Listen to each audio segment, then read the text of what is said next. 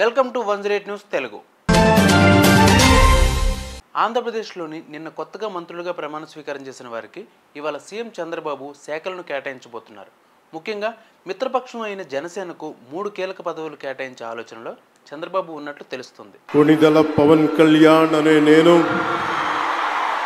శాసనం ద్వారా నిర్మితమైన భారత రాజ్యాంగం పట్ల నిజమైన విశ్వాసం విధేయత చూపుతానని, భారతదేశ సార్వభౌమాధికారాన్ని సమగ్రతని కాపాడుతానని, ఆంధ్రప్రదేశ్ రాష్ట్ర మంత్రిగా నా కర్తవ్యాలను శ్రద్ధతో అంతఃకరణ శుద్ధితో నిర్వహిస్తానని, భయం గాని పక్షపాతం గాని రాగద్వేషాలు గాని లేకుండా రాజ్యాంగాన్ని శాసనాలని అనుసరించి ప్రజలందరికీ న్యాయం చేకూరుస్తానని దైవ సాక్షిగా ప్రమాణం చేస్తున్నాను.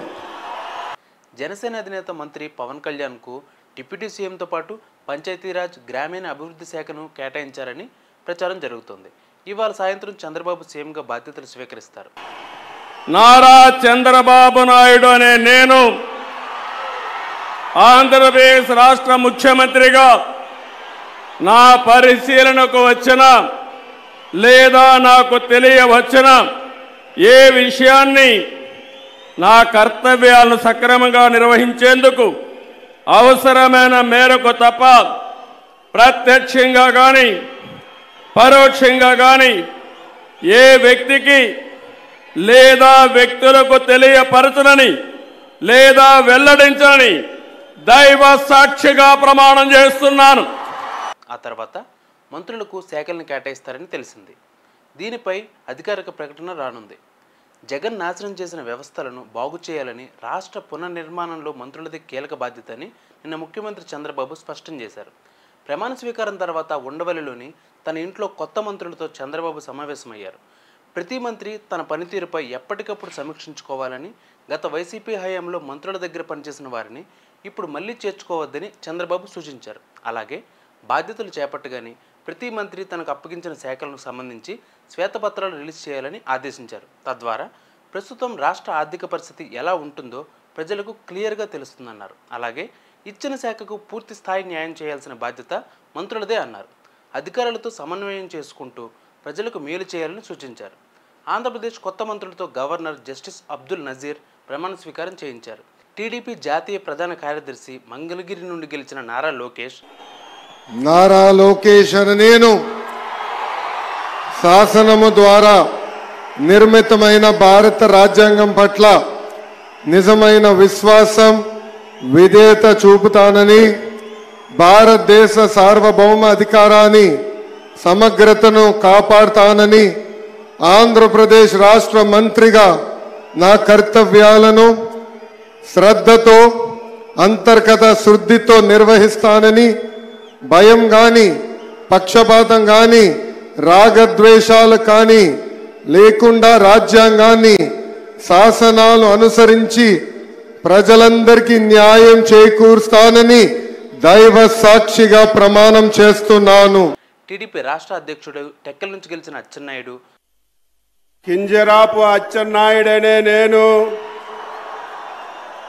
శాసనము ద్వారా నిర్మితమైన భారత రాజ్యాంగం పట్ల నిజమైన విశ్వాసం విజేత చూపుతానని, భారతదేశ సార్వభౌమాధికారాన్ని సమగ్రతని కాపాడుతానని, ఆంధ్రప్రదేశ్ రాష్ట్ర మంత్రిగా నా కర్తవ్యాన్ని శ్రద్ధతో అంతఃకరణ శుద్ధితో నిర్వహిస్తానని, భయం గాని పక్షపాతం గాని రాగద్వేషాలు గాని లేకుండా నిర్వహిస్తానని, శాసనాలను అనుసరించి ప్రజలందరికీ న్యాయం చేకూరుస్తానని దైవ సాక్షిగా ప్రమాణం చేస్తున్నాను.